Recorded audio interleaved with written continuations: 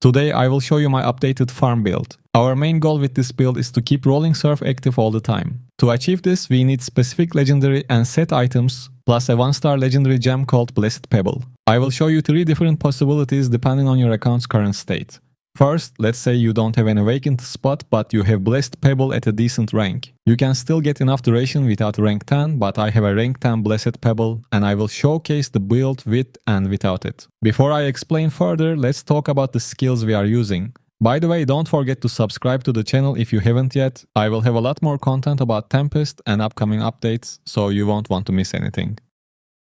As you can guess, our first skill is Rolling Surf. We are using a lot of essences with it, but I will talk about legendary item affixes later in the video. For now, I will just show you the skills. Next, we have Wind Walk. This skill is really important because with the Shoulders essence we are using, it gives us a 2-second cooldown reduction on all our skills. One thing you need to pay attention to is that you need to use this skill first, then other skills to get the cooldown reduction, and you need to be inside the area created by Wind Walk. It should look like this. Use Wind Walk, then use Rolling Surf, and as you can see, you get that 2-second reduction right away. After that, we have Crosswinds. We are using this to enhance our primary attacks, which we use all the time with this build. Lastly, we have Squall to dash around packs of monsters. This can be useful if you can't get 100% uptime on Rolling Surf. You can just dash to the monster while waiting for the Rolling Surf cooldown. However, if you have Blessed Pebble, you won't really need this skill, but it is still good to have just in case. Of course, we have to choose a primary attack too, and for that we are using Wind Edge. Now, let's get back to the 3 possibilities.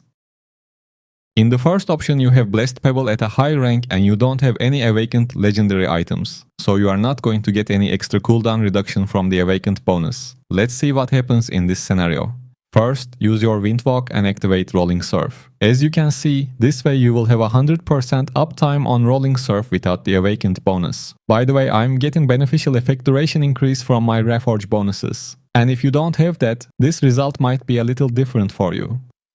In the second possibility, you have Blessed Pebble at rank 10 and your chest piece awakened. In this case, you don't even need Wind Walk's cooldown reduction that much. As you can see, you get close to 100% uptime right away. But once again, if you don't have beneficial effect duration increase Reforge bonuses, you might not get the same result. In that case, using Wind Walk will guarantee that 100% uptime on Rolling Surf. In our last scenario, you don't have Blessed Pebble or an awakened spot. As you can see, you can still get a pretty low cooldown just with Wind Walk. On my account, it is 2 seconds away from 100% uptime without Blessed Pebble or an awakened spot. Once again, my Reforge bonuses and magical attributes from legendary items help with that. Actually, we have one more possibility. You have an awakened chest piece, but you don't have Blessed Pebble. Let's see what happens in this case. I'm pretty sure we will still get that 100% uptime.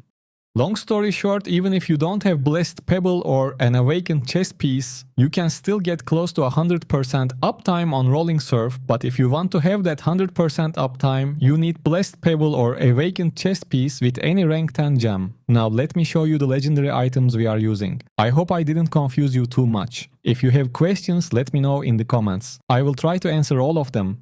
For the headpiece, we are using Unyielding Vision, Rolling Surf, critical hits cause an explosion of water, dealing damage to nearby enemies. For the chest, we have Merchant's Scale, Rolling Surf also conjures 1 Zephyr. For the shoulders, we are using Weightless Existence. Wind Walk now increases your evasion rating and reduces all skill cooldowns by 2 seconds. For the pants, we are using Windswept Promise. Zephyrs now also increase your attack speed by a percentage for each you control. For the first main hand, we are using Shriekword. Crosswinds, critical hits cause 4 blades of wind to shatter off the target, dealing damage to enemies they hit. Cannot occur more often than once every 0.5 seconds. For the second main hand, we have Flooded Stream. Rolling Surf now empowers your edges, causing you and your Zephyr's primary attacks to become swirling whip strikes as you move.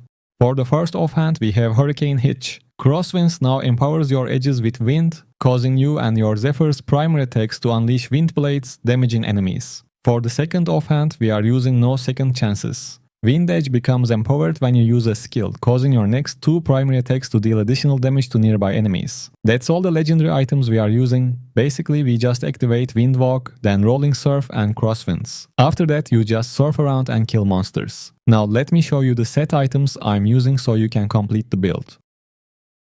For the set items, I'm using 4 pieces of Vitu's Urge, 2 pieces of Banquet, and 2 pieces of Shellbass. To be honest, killing monsters in the open world is pretty easy, but make sure to use 4 pieces of Vitus. The other 4 are not that important. I think everything is clear about the build. Basically, without Blessed Pebble, you can't really get 100% uptime, but you can lower it to around 2 seconds. If you have a Blessed Pebble, you are good to go.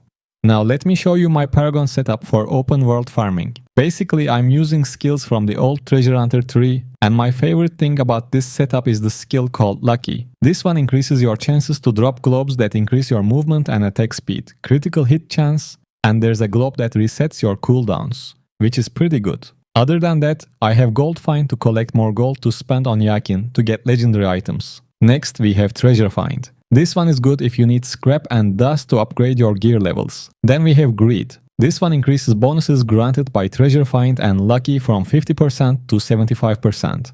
Lastly, I'm using Swift Learner. A little bit of increased experience won't hurt. I'm not using any of the attack speed or movement increase skills from Vanquisher because they do not stack with our current bonuses, so they are useless. That's why we don't have them. Well, that's all about this build. I hope you enjoy it. Thanks for tuning in and take care.